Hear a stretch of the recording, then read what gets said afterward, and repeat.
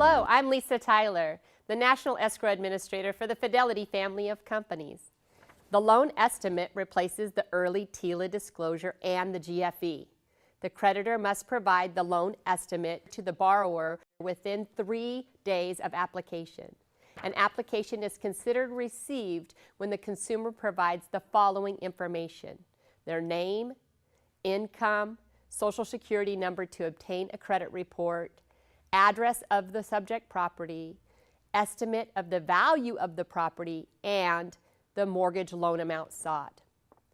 Unlike the good faith estimate, the creditor is not allowed to revise and redisclose if charges go up or down prior to the closing. The creditor can only reissue a loan estimate based on 6 events which qualify as changed circumstances.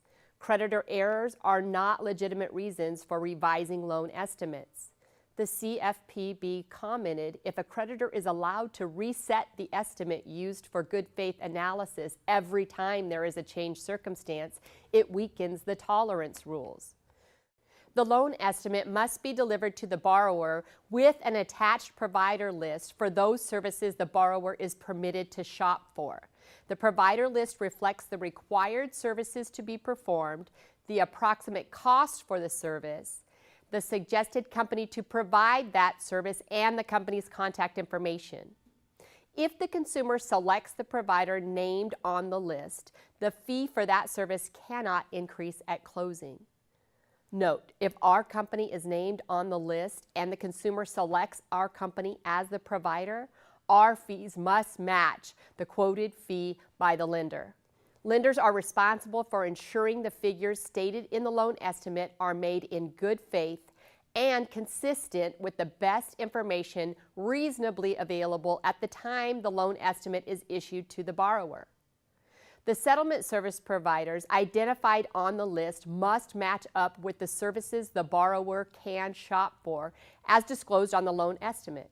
The lender may also identify on the written list of providers those services for which the borrower is not permitted to shop, as long as they are clearly distinguished from those services for which the borrower can shop for. Whether or not a loan estimate was made in good faith is determined by calculating the difference between the estimated charges originally provided in the loan estimate and the actual charges paid by or imposed on the consumer in the closing disclosure. The charges on both forms must be alphabetized in each section by the charge description.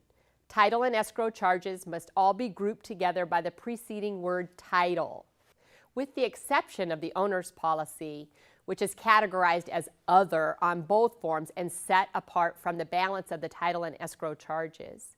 The closing disclosure is 5 pages long, and it will be my feature of next month's video. See you then.